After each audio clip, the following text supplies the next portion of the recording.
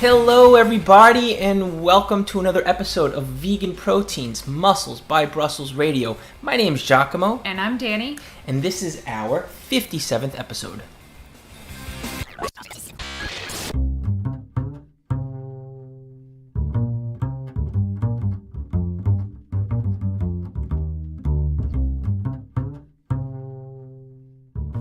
Just wanted to start off by thanking everybody for tuning in and listening to our last couple episodes and for all the feedback that you've given us. It's really encouraging to know that the episodes that we're putting out are resonating with you and that you're finding the information helpful. And the feedback helps because, and I've said this before, but I'll say it again, we love to geek out about nutrition and fitness for vegan athletes constantly on the DL by ourselves. But because we are constantly talking about it or researching, we really don't know what you have or have not heard yet and what you want us to actually talk about. So when we get that kind of feedback, it is invaluable to us. If you are enjoying these episodes and you are able to leave a review on whatever podcast app you're listening to, that would be super helpful for us because it does help us show up in other people's recommendations and it just gets the word out to more people. And that's really why we started this in the first place, was to help get good, solid, evidence-based information out to vegans or people who want to go vegan. If you guys feel so inclined, we would greatly appreciate it. So what have you been up to, 𝐃𝐨𝐬? Welp, I have been enjoying my time with my quarantine buddy. Yeah, what's the That's you. Super awesome productive project that you've taken on recently? I thought that you'd never ask because even if you told me not to talk about it, I'd probably say it at least 3 times.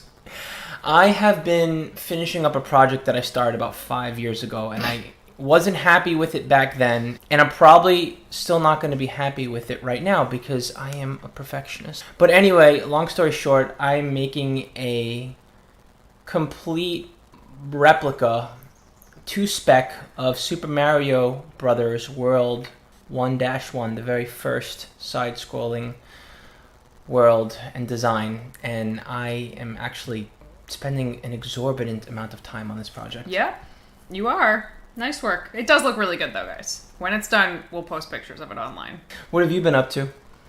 Same old. Just working and training and gardening. I did finish my first batch of kombucha since the last time we recorded, and it came out so good and so much more carbonated than I expected. Every single bottle needs to be opened over the sink because it opens like champagne and foams everywhere, but it's so good. Yeah, the first time I popped one of those bottles, I think we lost like 40% of it to the carbonation because it wasn't refrigerated. Listen, right? {𝐃𝐨𝐬} literally watched me open the first one and freak out and be like, oh my god, that's so much foamier than I thought, and put it over the sink. I happened to be recording it live on Instagram when it happened. And then he opens one at the dinner table, and I was like, what are you doing? He looks at me, listens, and opens it anyway, and it's just foam everywhere. So what we're going to be talking about today is we are going to be talking about something that one of my clients kind of inspired about whether macronutrients are the only thing that matter. Now, you guys know that we are big proponents of flexible dieting, which at its very core is making sure that you're eating the right amount of carbohydrates, fats, proteins, in order to reach your physique or strength goals. That's the core of it. So flexible dieting, sometimes called if it fits your macros, which I've talked about why I don't like the name of that.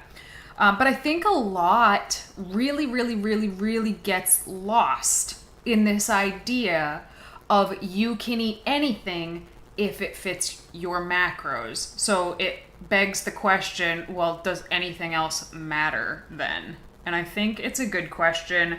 And I think it's something that we need to talk about.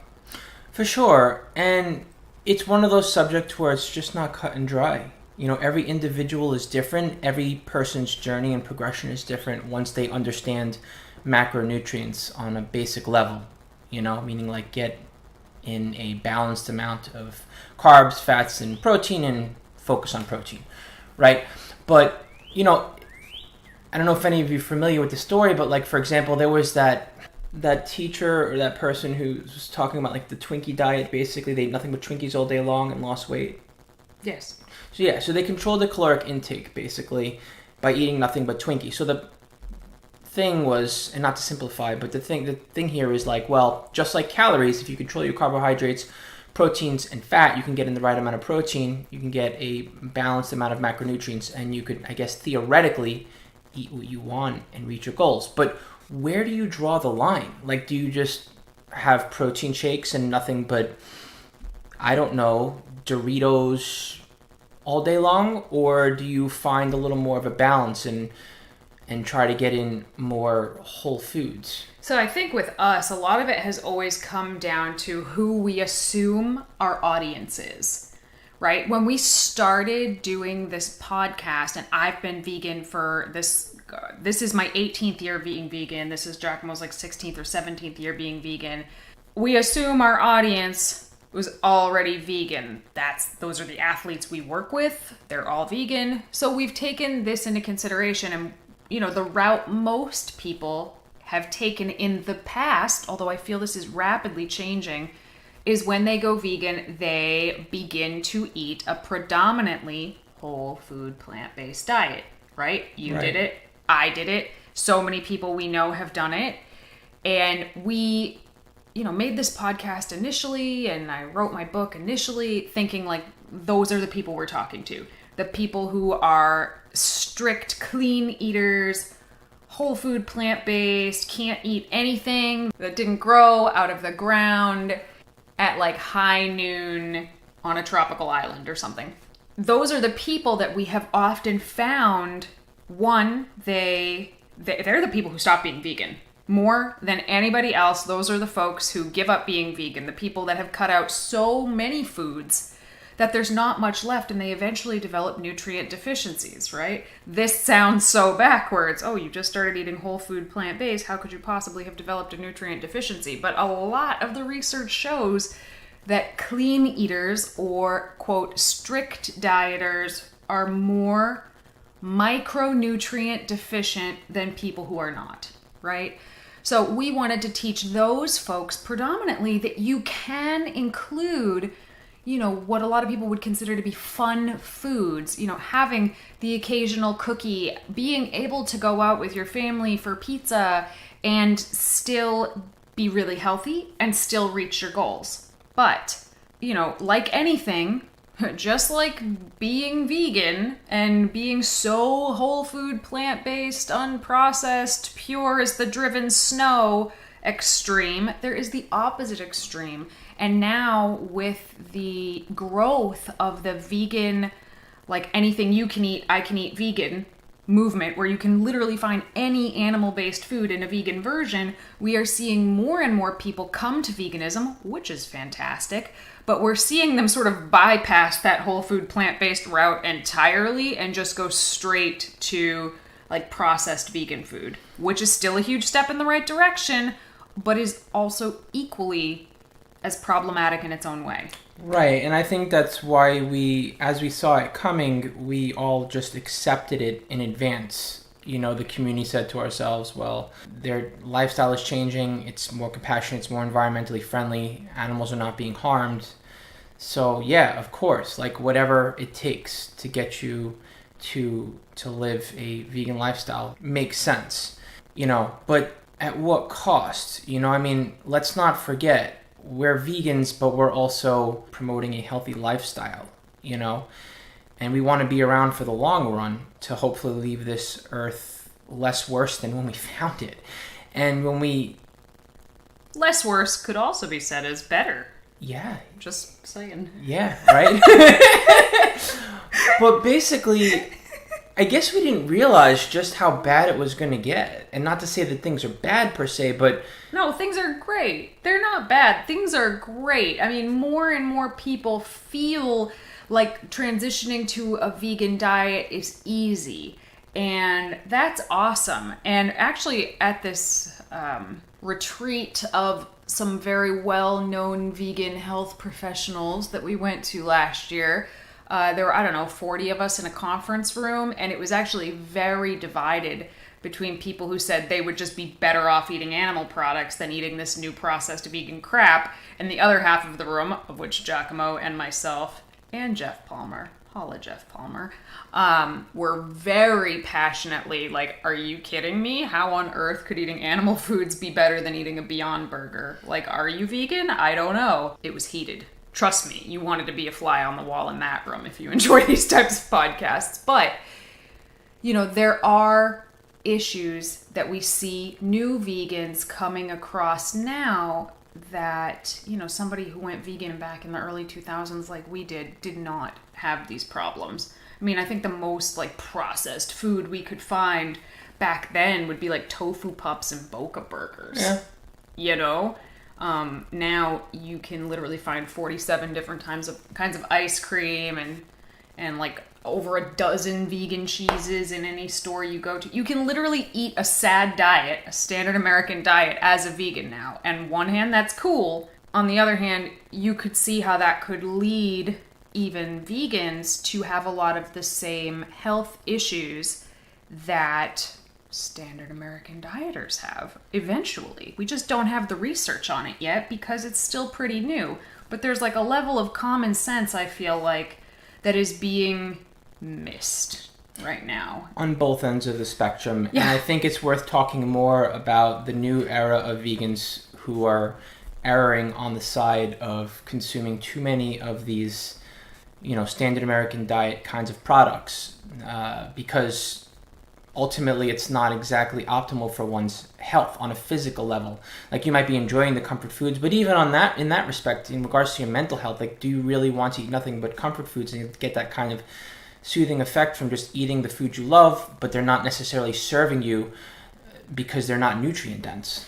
So, are Giacomo and I about to make an argument for whole foods? Have we come full circle? No, we haven't come full circle because we were never against whole foods in the first place. We're just against zealotry in the whole foods movement. Are macronutrients all that matter for weight loss and physique change? Go. Yeah, because that is how you're going to be making sure that you get enough protein to support your muscle repair and performance. That's how you're going to make sure that you get enough fat in to support hormonal health. That's going to be the way that you can make sure that your food is serving you, so you're getting the right kind of fuel in that's readily usable for your workouts and after your workouts to recover, like carbohydrates. So yeah, the short answer to the question, are macronutrients all that matter? If the goal is weight loss, if the goal is physique change, like losing body fat or building muscle, I would say 99% yes. You know, it doesn't matter how many vitamins and minerals you get or phytonutrients you get, you're not going to lose weight if the macros aren't there. It's not going to happen. You're not going to build muscle if the macros aren't correct. It's not going to happen. So for weight loss, for physique change, are macros all that matter? Mostly, yes. But the real question is weight loss and physique change all that matters? No. Of course your health matters. Like, of course your health matters. You could look totally shredded with a six-pack on the beach this summer, eating nothing but protein powder and vegan Pop-Tarts. Yes, you can do it. But eventually, you do that for long enough, it's going to catch up with you health-wise. You will eventually develop some kind of nutrient deficiency. You could develop some sort of heart disease or high blood pressure. Now, would it be to the same degree as somebody who is eating whey protein powder and regular Pop-Tarts? We don't know. There's no research on that yet, but you could assume that it would head in that same direction, even if maybe it's a little bit slower. That's still not a direction you want to be going in. And then, you know, if your goal is to be the best athlete that you can be, regardless of whether it's for your physique or for endurance or what have you, just remember, you know, the body sees stress as stress. It doesn't matter if it's, you know, psychological stress. It doesn't matter if it's physical stress from training. It's all the same. And if you want to adapt to being able to perform and recover better over time, Well, it also, your health matters, essentially.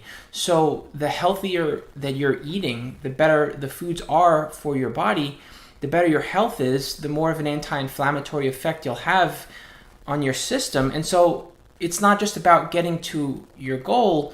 Yeah, you get beach ready for 1 year, 2 years, 3 years, but where are you going to be in the next 15 years? Is your body going to be able to handle the workload that you continue to throw at it in the gym or wherever you do your training? Yeah, could you eventually become so unhealthy that for whatever reason you couldn't train at all, and then even the little glimmer of like your awesome physique you were holding on to will slip away very quickly, So I think that this idea gets lost in certain flexible dieting circles, in certain, if it fits your macros circles, for sure, because a lot of people take that very, very literally. If it fits your macros, you can eat anything. And to a degree it's true, but these times where you're kind of splurging on, food that is not particularly micronutrient dense, this should not be the majority of your life. This is special occasions. This is if you really have a hankering for something. You should be able to honor that craving without feelings of guilt, without feeling like you've fallen completely off track, and with the comfort of knowing that you are still on track for your physique goals. But the vast majority of your meals still ought to be whole, colorful plants. Yeah, 100%. And until you start eating that way, it's going to feel somewhat uncomfortable to do so. Both like just getting used to your palate changing, being able to digest those foods. I mean, it's like anything else. You are what you eat. And when I say that, I mean that your gut, right, literally builds bacteria to break down the kind of food that you're eating. So just like when you're eating certain foods, you're like, well, I feel fine. It's like, well, you're digesting your comfort foods fine, that you're eating for the bulk of your calories, and that's all well and good, but is it really serving your health? And it might feel uncomfortable to start to incorporate vegetables. You might not enjoy the taste of having vegetables, say 2 or 3 times a day, or it might not even feel good digestion-wise, but eventually your body's going to adapt to it, and eventually you're going to feel really, really good. Yeah, I mean, what you just said, if you're eating vegetables and you don't like the taste of them, don't get me wrong, there are certain vegetables I like more than others, but if you don't like the taste of fresh fruits or vegetables, or like fruit doesn't taste sweet enough for you, like there's a pretty good chance you've been eating too many hyperpalatable foods. And hyperpalatable foods are foods that are high in sugar, salt, and fat. And they're absolutely delicious, and nobody is going to deny that a cupcake or French fries are delicious. They're delicious. But the more you eat them, the more you want to eat them. So there was a study recently where they had 2 groups of people. One ate a processed food diet. I think it was hyper-processed food diet, whatever that means. And one ate a whole unprocessed food diet. Now, the diets were equated for calories, macronutrients, micronutrients, but the people were not told how much they could eat. They just ate until they were satisfied, right? And I think this was a 2-week study, and then they flipped. Like they gave the people that were eating whole foods the processed foods, and vice versa. But in both instances with both groups, they found that on average, people ate at least 500 calories more when they were eating the highly processed foods. And I think this is for a bunch of reasons. One, it's tastier. It's literally designed to hook you, and it does. And then 2, hyper-processed foods generally have a lot of fiber and water removed, so they're like just physically more dense. You can fit more of them into your stomach. And to me, I just thought this was an interesting study, and I suppose one could argue, well, these people were not told how much to eat. So if they had actually had a limit to their calories or their macros, then it wouldn't really matter. Now, would it? For weight loss and physique change, no, it wouldn't have mattered. But it's still a very interesting study that when you eat whole, unprocessed foods predominantly, you tend to eat less, to be satisfied with less. And that's definitely something that should be taken into consideration when you're eating. In general, yes. And I think on the whole, that is mostly true. But there are exceptions to the rule. And there are times where you can still wind up overeating, even if you're having predominantly whole foods, depending on what kind of food you gravitate towards. Totally. The number of people who say, like, I'm eating a whole food plant-based diet, I just can't lose weight. And it's like, bro, you can still overeat bananas and sweet potatoes. I don't know what to tell you. Like, the science is still, the energy balance is still energy balance regardless of what you're eating. But, you know, bigger picture, obviously sweet potatoes and bananas are going to be better for you than a can of Coca-Cola. Yeah, so I get promoting that message. I just, you know, I also want to say it with the caveat of you can't just, like, forget about calories, you know? Yeah, no, totally. So the issue that I see with the whole food, plant-based, no sugar, no salt, no oil, that crowd, and of course this is a generalization, there are exceptions to every rule, is that they are thinking in terms of the exclusion of foods. They're thinking more about what they don't eat than what they do eat. So they're thinking about avoiding oils at all costs and avoiding sugar at all costs, even though, like, sugar is sugar, regardless of what you eat it in. But with the fruits, you get the inclusion of vitamins and minerals and fiber and all that good stuff. But sugar is still sugar, you know? So with the approach that I like to take, I like to think in terms of inclusion, including lots of colorful fruits and vegetables whenever I can, including plenty of high omega-3, DHA, and EPA sources into my meals, including plenty of foods that I really, really love, regardless of what the hell is in them. If I cover all of these bases, then I feel like I'm in really good shape. Eating a good combination of both raw and cooked foods, I think that's really important. So I think that if we can just think in terms of what can I add to my diet to make it more complete and more nutritious and more well-rounded, rather than like, oh, we need to avoid these foods like the plague because they're the devil, when really in a well-balanced situation, they're not actually the devil, as proven in so many studies. When they study people who follow rigid dieting, which, you know, the clean eating mentality is considered rigid dieting. When they study the diets of people who follow rigid dieting versus people who take an approach more flexible, like the one I just mentioned, the flexible dieters get more micronutrients across the board every single time. Think about that, because it sounds backwards, but every single time that seems to be the case, and I think it all comes down to variety. Right, and then, like, you know, on a psychological level, you're far less likely to feel guilt about the foods that you're eating, and, you know, hopefully you won't fear being shamed by others for what you're eating, you know, by finding others in the community that support eating in a balanced way and having things in moderation that you can enjoy, basically. You're totally right. The rigid dieters also exhibit signs of disordered eating and body dysmorphia and unhealthy food thoughts, I think like 8-1 versus the flexible dieters. This is not to say that flexible dieting, and if it fits your macros, cannot turn into an eating disorder, because it absolutely can. I've seen it happen many, many times. I think it's just a lot less likely, but it's certainly still possible. And that's something I've been thinking about doing, like a YouTube video or a podcast on. Let us know if you want to hear that. Because I think people think flexible dieting is eating disorder proof, and it ain't. Yeah, or people just wind up swinging from one side of the pendulum to the other. And I've done it myself. I was just going to say. I went from like being raw vegan to being like full on, if Junk it fits your vegan macros.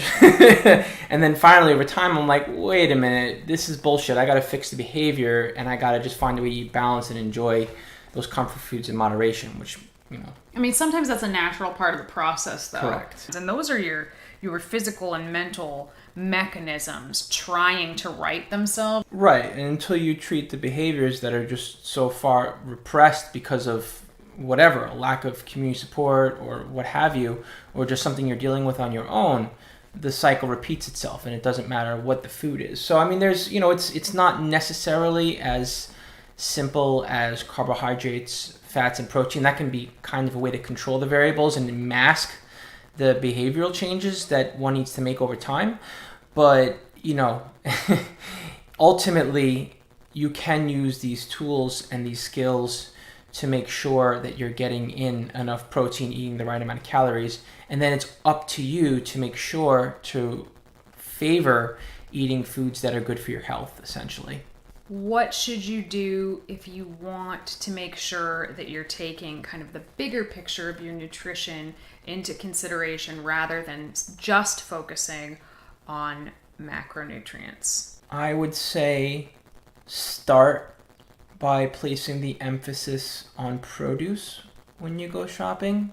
Focus on fruits, focus on vegetables, and then outside of that, you can focus on other whole foods like grains, nuts, and seeds. And the other thing I would say is when you find yourself eating the same kinds of whole foods over the course of, say, 3 months or more, I think it's best to switch it up a little bit. So, for example, when I go grocery shopping, while my trips, I go and I generally gravitate towards the same things. Like I'll go and I'll get fruit, and I'll go and I'll get vegetables. So while generally I go to the same aisles and I get the same kinds of foods when I'm in the grocery store, I do make a concerted effort, whether it's every trip or every other trip to the grocery store, to get variety, you know? So for example, when I'm buying my vegetables, one week I'll buy collard greens and spinach. The next week I'll buy Swiss chard and kale.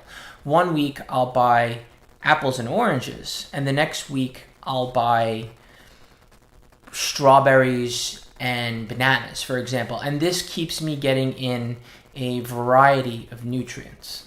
𝐬𝐿 is very good about mixing up his produce, mixing up his grains, mixing up his beans. 𝐬𝐿 does a really good job with that. I would also encourage you, along with that same idea of variety, is to get lots of colors.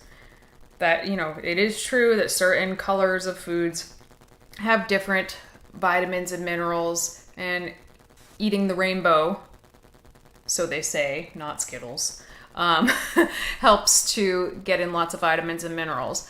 I would also add to that, if you think you have a deficiency, get your blood tested.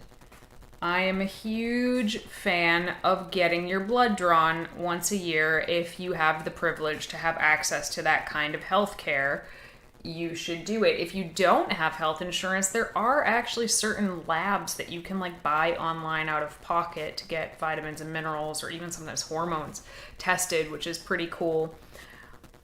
But what I would advise against is just throwing supplements at yourself. Now, a basic multivitamin, I just consider that to be a little insurance policy, because there's so many vitamins and minerals in a multivitamin.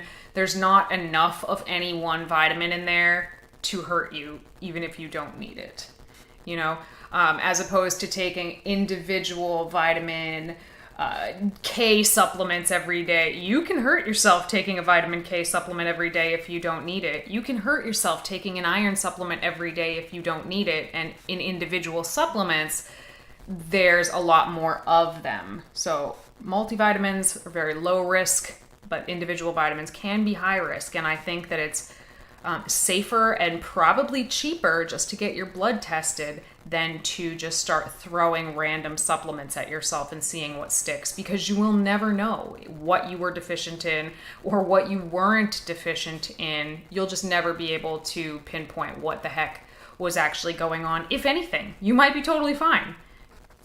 Yeah, a lot of it, believe it or not, you would be surprised how much of these things are really in our head, and we're so into controlling all the variables for our health, and despite our best efforts, we might just be being unnecessarily anxious because we don't know the facts. We don't know whether or not our baseline levels are where they need to be, in line, whether we're deficient, or whether we have too much of certain things. And the other thing you can do is, you know, and I'm a big proponent of this, be your own working science experiment rather than sitting there and overthinking everything. If you want to make a change, you can, like Danny said, if you have the privilege to get the tests ordered and have them paid for, or seek them out online, whenever you're deciding to make some sort of major change, you can measure your health markers before and after, and then you can see for yourself where you're at and what happened after the fact. I think the biggest takeaway from this is just, you know, it's really important to take a good, long, honest look at what you're eating and making sure that you haven't really strayed too far one way or the other for your own personal goals. And that's like your physique goals and your health goals, and making sure that it's in line with what you ethically believe. You just need to take a real honest look. And I mean, no one is immune. There have been points in mine and 𝐬𝐿𝐫𝐿's and most of the professional athlete buddies that we have where we can all take a look at what we're eating and be like, I could probably do better than that. We've all been there. There's no shame in it. Hello, welcome to being human. Join the club. There's about 7 billion of us. And you just need to take an honest inventory and then do something about what you see. I mean, maybe you're even really happy with the things you are eating, but perhaps you've been thinking in that more exclusionary mindset, and there's something else that you could incorporate that maybe you've been a little bit afraid to, but it might actually help you rather than hurt you. Or maybe you are eating too many Oreos, and you need to take a long, hard look at that and maybe get those out of the picture, because, you know, common sense dictates the more you eat them, the more you want them. It takes a long time before you can get to a place where you can have 1 or 2 Oreos and then like not think about it again for a couple weeks. Habits, I say this to a lot of people, bad habits get built very, very quickly. Good habits get built very, very slowly and undone very quickly. So, long, hard, honest look, I would say.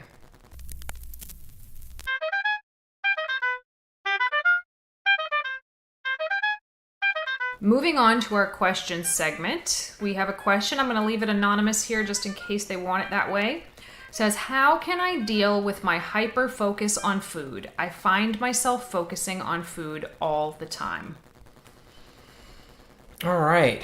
Well, without knowing all of the variables, it's kind of hard to answer this question accurately. But when it comes to being hyper focused on food, let's just say that regardless of whether you're in a caloric deficit or at maintenance or at a caloric surplus, for some reason or another, your focus is on food throughout the day. And it may not even have to do with your hunger levels, right? So we won't find out the reason why, because we don't know. But regardless of whether it's because your hunger levels are strong or just because you're in the mood to eat, I think the important thing to do is to basically think about what your goals are, right? Because goals are one of those things that are achieved over a long period of time, and there's really no kind of instant gratification, especially when you've been at something for more than a couple of months. The instant gratification, those good feels kind of go away, and then you have to think about the long-term picture and what you're going after.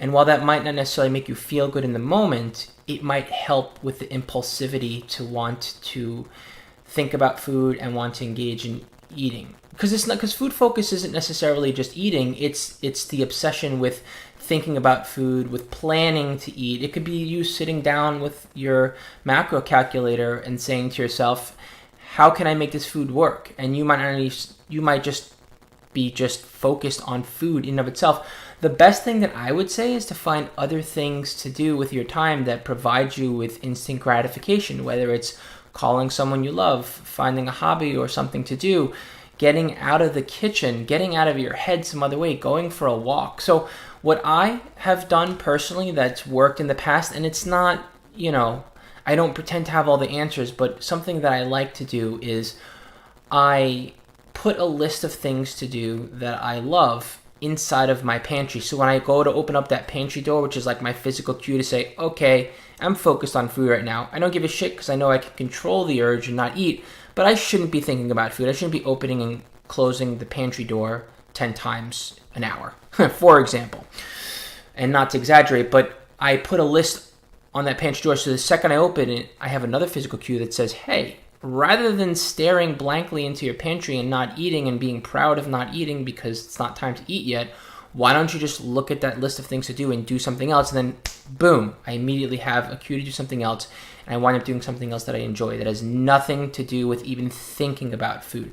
So that is one trick that I've done in the past that does work. And as silly as it sounds, I even reward myself with gold stars every single time I do it. So however you could basically get the dopamine flowing and enjoy yourself in the moment without actually thinking about food or getting out of your head, stuff like that can help. So I also want to add on, and I don't know what your goal is currently. If your goal is currently fat loss, then, hunger and being in a deficit is something that, you kind of just have to find ways to cope with, like 𝐾𝐨𝐽 just said.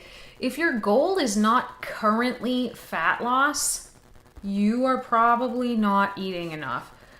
90% of my clients that are very food focused when they come to me have either just come off of an intense diet, in which case this is biologically and psychologically normal, or they have been just restricting their calories far below what they actually need to be, and this is their body's way of trying desperately to get them to eat more.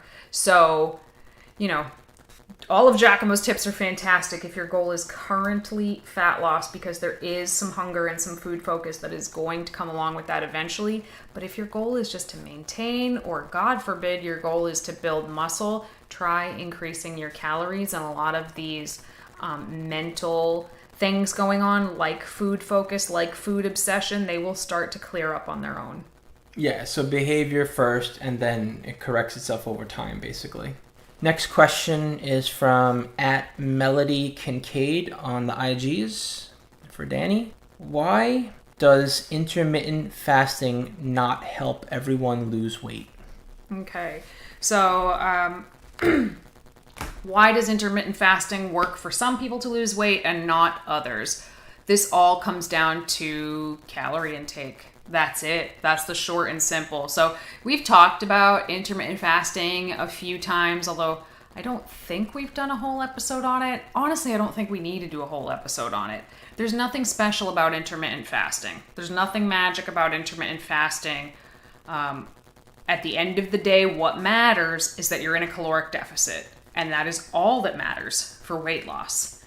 And intermittent fasting can help somebody adhere to their caloric deficit by making that window of eating shorter. So for example, if I were to go on a cut right now and I set my calories to like 1,500 calories, it would not matter if I ate those calories over the course of 20 hours a day or if I ate them over the course of like 6 hours a day. 1,500 calories in a 24-hour period is 1,500 calories in a 24-hour period. When somebody is not having success with intermittent fasting, they're eating too many calories, point blank.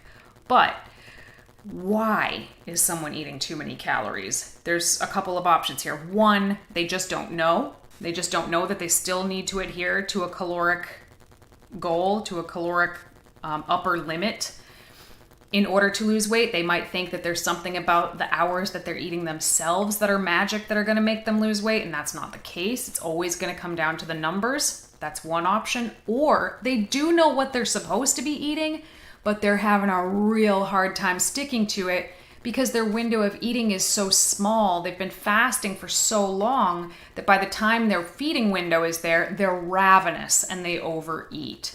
So for some people, that window can really help them.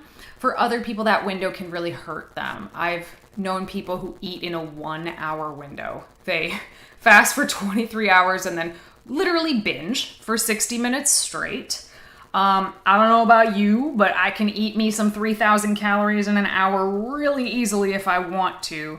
And that's way too much for me, for one. Not to mention all the other reasons that's a stupid idea, like you're not getting enough muscle protein synthesis and yada, yada, yada.